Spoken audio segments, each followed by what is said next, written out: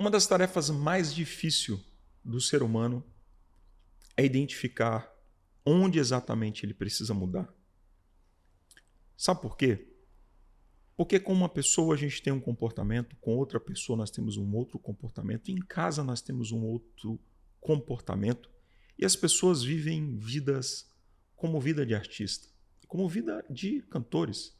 Ele anda conforme a música em cada tipo de ambiente. Só que você é de verdade aquela pessoa que está em casa depois do encontro com os amigos, aonde tua esposa já foi dormir, ou você que é solteiro, que você fecha a porta do teu quarto, tira a tua roupa e se vê de frente do espelho completamente nu. Não há maquiagem, não há máscara, ali há as imperfeições que todos nós temos. E é nessa hora que você geralmente é de verdade. Não há necessidade de maquiar nada, não há necessidade de se mostrar para alguém, não há necessidade nenhuma para nada. Esse é você. Só que além desse espelho, existe alguém que consegue penetrar até a divisão da alma e do espírito, entre juntas e medulas, e é apta para discernir as intenções do coração. Conhecer a nós mesmos e buscar a mudança pessoal é algo que você pode fazer e o seu psicólogo também pode te ajudar. Agora, há coisas, há lugares tão inóspitos dentro de nós mesmos que só é possível com uma ajuda divina. Seja bem-vindo a mais uma série da série Saindo do Caos. E a aula de hoje é: eu mudo, sim, mas eu preciso de uma ajuda divina se eu quero realmente encontrar uma mudança completa. E quando fala de caráter, existem algumas coisas que somente com a ajuda divina é possível chegar lá. Mas antes de eu bater um papo aqui com os meus amigos, gostaria de pedir você para que curta esse vídeo e comente aí embaixo, tá? Para que a gente consiga levar sempre esse conteúdo para você e abençoar a vida, sua vida e a vida de todas as pessoas que nos assistem. Lembra também de compartilhar esse vídeo com seus amigos. Hoje eu estou aqui novamente com o Thiago Magalhães e com Márcio Leão. Thiago é meu mentor há alguns anos de casamento e o Márcio é um amigo de longas caminhadas, de subidas e descidas de monte orando, que é um cara que comanda e entende plenamente sobre o mundo espiritual, entende, está há quase 15 anos cuidando do mundo espiritual como um líder espiritual em sua igreja. E ele está nessa mesa aqui para a gente bater um papo sobre isso, exatamente sobre esse caos nessas três áreas: mundo business e pessoal, vida sentimental, casamento e a espiritualidade. Thiago, tudo bem? Tudo bem, Anderson? Um prazer estar aqui. Tudo bem, Márcia? Prazer estar aqui novamente na Hopify. Quando você fala sobre Deus, buscar a ajuda dele, existem basicamente dois tipos de pessoas que ouvem e entendem de forma diferente. Tem aquela pessoa que Deus é alguém muito distante para ela. Ela conhece, vivemos num país que é cristão, então todo mundo teve alguma conexão, alguma experiência, nasceu na igreja, o pai era católico, levava para a missa, teve seu batizado, ou ia para a escola bíblica infantil, ou ouvia a Bíblia na escola, mas de alguma forma as pessoas sabem quem é Deus, ouviu falar dele. Mas ele é uma pessoa muito distante. Alguém com quem ela não tem conexão nenhuma. Com quem ela até acha que é apenas uma pessoa que assiste o caos que está na Terra. Outros pensam que ele provoca esse caos e ele é um grande carrasco do mundo e está só lá se divertindo com a confusão que está aqui embaixo. E existe um outro tipo de pessoa que vê Deus como um gênio da lâmpada. Alguém que realiza seus desejos. Ou seja, Deus é alguém que vai me dar uma casa, Deus é alguém que vai me dar um casamento, Deus é alguém que vai me dar uma vitória, que vai me dar uma cura. Não que não hajam promessas de Deus beneficiar o ser humano, mas a pessoa só enxerga Deus dessa forma. Esse é o único tipo de relacionamento que tem com Deus. Ela até ora, adora, canta um louvor, mas no fundo a intenção dela é apenas resolver alguma coisa, ou ela está ali grata por algo que ela resolveu. A intenção dessa aula é mostrar para a pessoa Deus da forma que ele é de verdade, que é totalmente diferente disso. Ele não é alguém que não se importa e está distante nos assistindo. Como ele também não é, definitivamente, um gênio da lâmpada que vai resolver todos os nossos problemas. Pelo contrário, é normal que na caminhada com Cristo realmente a pessoa enfrente lutas, problemas e desertos. Mas o que Deus ele mais deseja é ter uma conexão, um relacionamento conosco. Só que para isso nós precisamos mudar. Não dá para chegar a Deus da forma que nós somos, ou permanecer como somos. A gente pode até ir como estamos, mas tem que haver uma mudança. E ele nos conhece, como você falou, mais do que a gente mesmo. Então, se eu me propor a me aproximar de Deus e pedir que ele me ajude a mudar o que ele já sabe que eu preciso, será que ele vai me negar esse pedido? É claro que não. Ele não vai ficar jogando na minha cara os meus erros, ele não vai ficar me desprezando, muito menos vai ignorar esse pedido. Ele vai me atender porque o próprio Deus sabe que tem coisas em mim que eu não posso, que eu não consigo, que eu não vou ter força de mudar sozinho. E aí eu lembro do exemplo bíblico de Manassés, vale a pena até você que está assistindo conferir, segundo Crônicas 33, tem uma Bíblia, tem na internet, no aplicativo, lê essa história. Porque esse rei ele fez tudo de errado. Ele reinou na nação de Deus, deveria ser um exemplo, pelo contrário, ele se voltou contra Deus, ele colocou ídolos, outros deuses, dentro do templo de Deus, ele sacrificou os filhos dele ao diabo, aos demônios, no fogo. Ele fez de tudo para irritar a Deus. E Deus mandou alertas para que ele mudasse o seu comportamento, ele não fez. A consequência vem, como para todo mundo, ele se viu cativo, destronado, num calabouço amarrado como um animal, até com argolas no nariz, no caos, é onde ele estava. Mas ali ele caiu em si. E diz a Bíblia, Anderson, que ele se humilhou ao Senhor naquele lugar. A Bíblia não detalha a oração que ele fez, mas diz que ele se humilhou. Eu acredito fortemente, mas que ele não estava preocupado em voltar a ser rei. Ele não tinha nenhuma esperança disso, era certo que ele ia morrer ali. Ele apenas queria o perdão, ele apenas queria a reconciliação. Ele entendeu que ele precisava mudar, que ele foi um ser humano horrível até ali. E Deus não julgou, não jogou na cara dele, não o culpou, Deus o perdoou, atendeu a oração dele e deu uma segunda chance. Tirou ele daquele calabouço e ele volta a ser rei de uma forma aí milagrosa. E quando ele volta a ser rei, ele realmente mostra que mudou, porque ele manda tirar todas aquelas coisas ruins que ele fez, ele dá ordem ao povo a se voltar para Deus, ele começa a ser, no fim da vida, um exemplo que ele não foi a vida inteira até então. A partir daquele caos, realmente Manassés mudou. E é isso que a gente quer deixar para essa pessoa, que se ela não está conseguindo mudar algo nela, não tem pessoa melhor para ela buscar ajuda do que a ajuda de Deus. Uau. E é isso. E Márcio Leão. A ajuda divina, ela é espetacular. Nós vemos dentro da história da Bíblia a história da mulher cananeia. É uma das histórias que eu mais gosto, porque aquela mulher, ela não vivia como as mulheres judias faziam, que conhecia a história de Abraão, que conhecia a história de Moisés, a história de Davi, as interferências que Deus fez para ajudar o seu povo. Ela não. Era de uma outra cultura. Só ouviu falar que tinha alguém que resolveria o problema dela. Isso aí ela foi. E assim, foi tão espetacular que Jesus... Quando eu olho esse texto, eu enxergo que Jesus não quer dar uma lição nela, porque Jesus já via nela que ela estava pronta para o milagre. Mas Jesus estava dando uma lição nos seus discípulos. Porque os seus discípulos eram religiosos. E eles estavam querendo fazer o quê?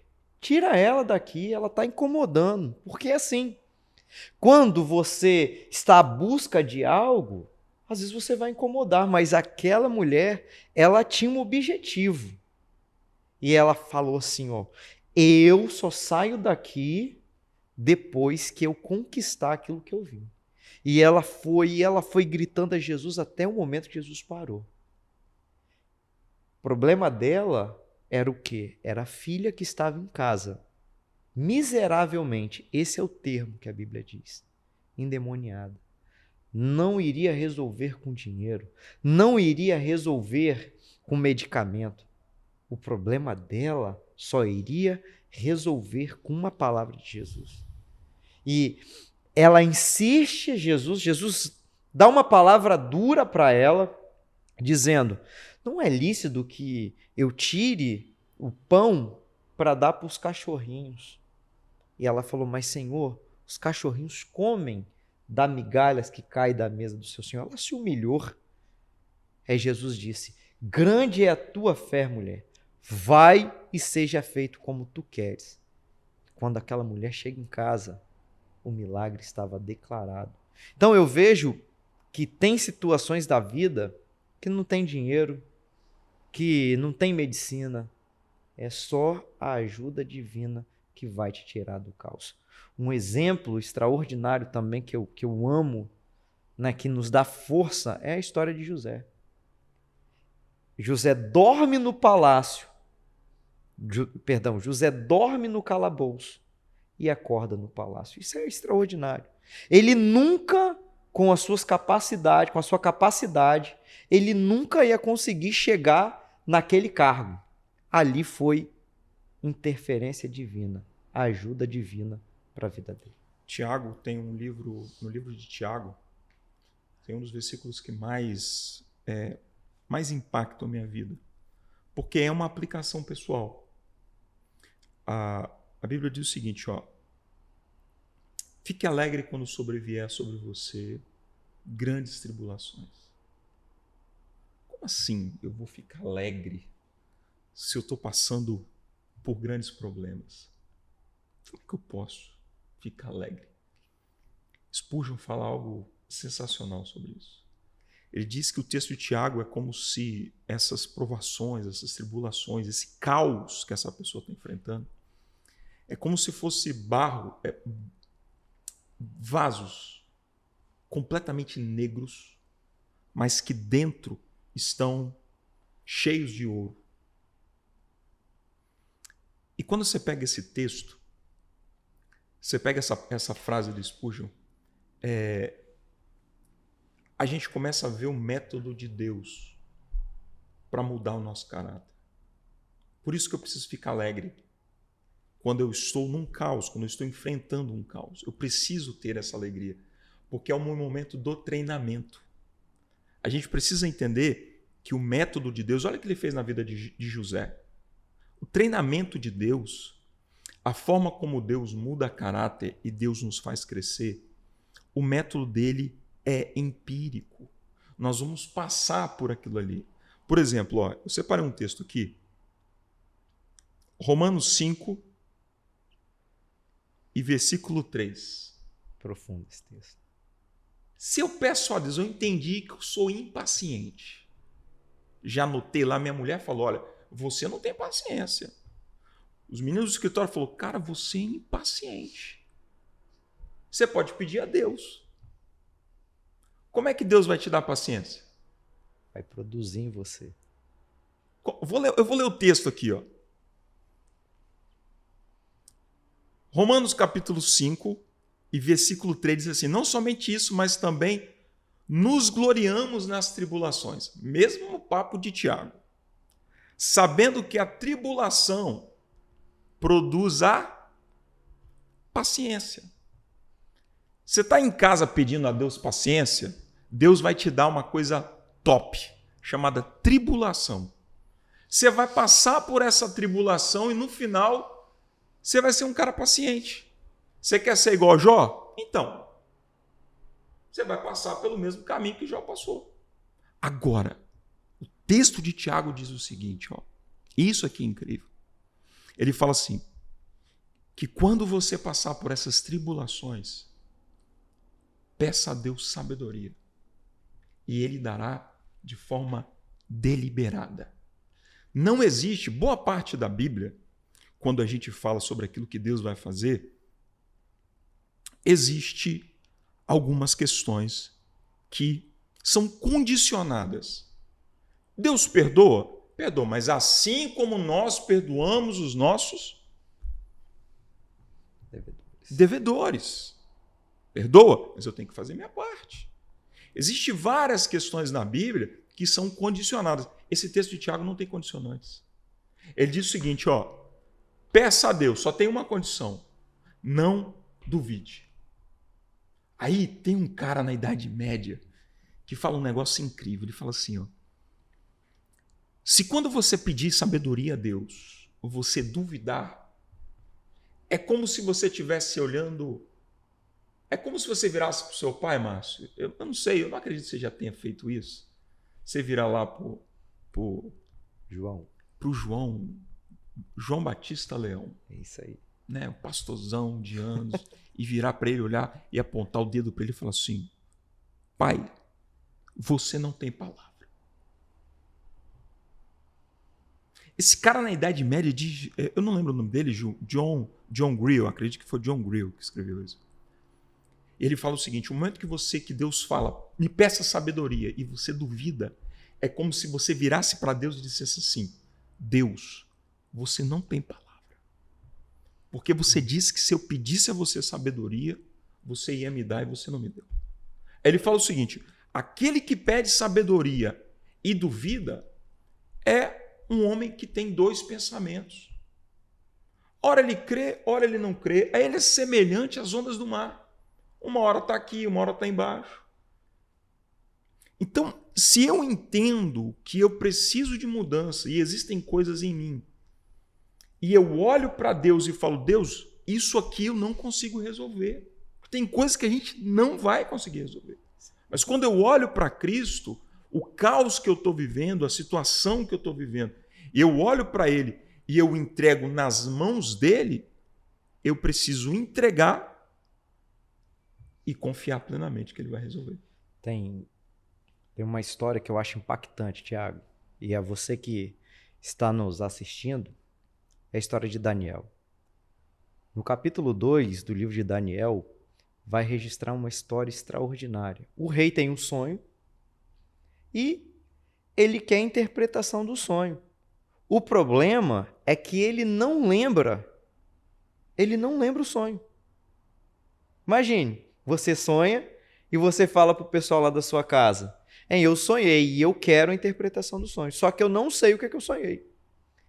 Nabucodonosor manda chamar todos os sábios. Todo mundo, eu quero a interpretação. E ninguém consegue dar a interpretação. Aí ele vai dar uma sentença. Se ninguém descobrir o que eu sonhei, os sábios todos vão morrer. Olha o caos. Daniel está nesse bolo.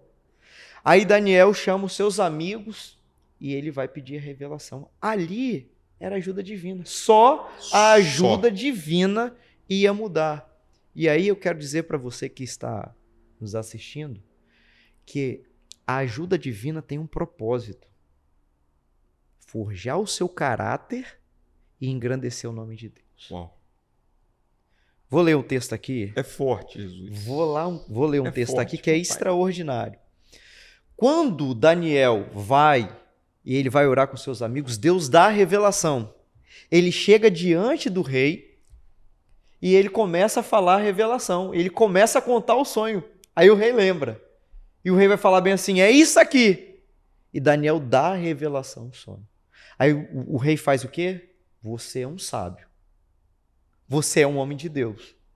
Você é uma pessoa diferenciada. Então eu quero você governando. Olha, um homem que sai de Judá como escravo, agora ele vai ser um dos governadores do maior império que já existiu na Terra. Olha que fantástico. Isso só foi possível por quê? Ajuda divina. Mas o propósito de Deus vai se cumprir, porque o nome de Deus deveria ser engrandecido. Olha só a palavra que o rei vai dirigir a Daniel por conta do seu Deus. E respondeu o rei a Daniel e disse: certamente o vosso Deus é Deus dos deuses e o Senhor dos reis, e é revelador de mistério, pois pudeste revelar este mistério. O nome de Deus é engrandecido e Daniel é colocado como um dos governadores do maior império que já existiu na Terra. Então, às vezes, o caos que você está, você vai precisar da ajuda divina, porque ele está forjando o seu caráter para ele te colocar numa condição melhor e para que o nome de Deus seja glorificado. Muito forte isso. E para ficar claro uma coisa, quando a pessoa ela tenta mudar sozinha, geralmente ela se frustra. Exato. E aí vem um sentimento que é paralisante, que é a culpa. Sim. A pessoa põe na cabeça dela o seguinte: não tem jeito para mim. Eu já tentei mudar, eu já fiz de tudo, eu já fui até na igreja, já fui a psicólogo, já conversei. Eu já dei minha palavra, eu não consigo. A pessoa põe na cabeça que não tem jeito para ela. Ela começa a se sentir mal até em tentar mais uma vez, como nós estamos aqui colocando, em buscar a ajuda de Deus. Mas eu quero falar para você que esse pensamento está equivocado. Não existe isso que não tem jeito para você. Quer ver uma coisa? Teve uma pessoa que eu conheci, tem uns 10, 11 anos isso. E ele tinha sido viciado em crack. Na época estava a epidemia do crack começando no Brasil. Eu nunca usei drogas, perguntei a ele: como é que você fez? Conta para mim, como é que você saiu do crack? Ele que usava todo dia, ele que gastava todo o seu dinheiro com essa droga. E ele disse o seguinte: eu tentava largar o vício, mas eu recaía. E aí um amigo me deu uma palavra e disse: não dês lugar ao diabo. E aonde eu dava lugar ao diabo? Na culpa. Porque toda vez que eu recaía, eu usava, eu ficava me culpando tanto, eu me sentia tão mal, que eu usava um mês inteiro, mais pesado do que antes. Aí quando eu já estava quase morrendo, eu dizia: não, eu preciso de ajuda. Aí eu ia para a igreja de novo, conversar com as pessoas, orar e pedir ajuda. E esse ciclo se repetia, a culpa é onde eu dava lugar. Então ele disse: o que eu passei a fazer? Eu lutava para não recair. Eu orava e buscava ajuda. Mas se acontecesse, quando acontecia uma recaía, assim que eu acordava daquilo, eu imediatamente jogava no chão, pisava e dizia: eu não vou me culpar. Eu não vou ficar me condenando. Deus é comigo. Ele vai me mudar. Eu vou vencer. E ele cortava aquele ciclo ali na hora. Ao invés de passar uma semana, um mês mergulhado no crack, era só aquele momento. Ele conseguia cortar aquela recaída. Ele passava mais um tempo se fortalecendo, buscando a ajuda de Deus. Acontecia uma segunda recaída. Ele repetiu o mesmo processo. Chegou um momento que ele nem lembrou mais.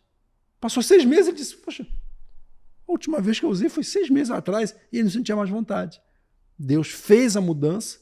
Ele era uma pessoa, quando eu o conheci, transformada, restaurada. Você não dizia que ele usou nada pelo tipo de pessoa, pelo comportamento dele, mas ele só conseguiu mudar com a ajuda de Deus quando ele realmente parou de olhar para ele e se culpar por ser incapaz de mudar sozinho, porque nós somos mesmos, e passou a olhar para Deus.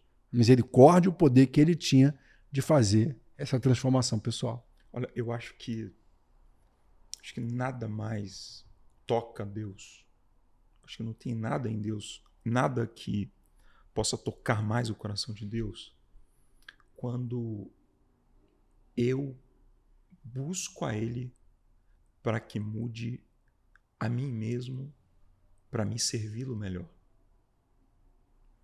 Porque eu não estou falando de você buscar Deus porque você quer um carro, porque você quer ter uma empresa, porque você está olhando para dentro de você mesmo e falando assim: Senhor, eu já tentei diversas vezes mudar o meu caráter na área X.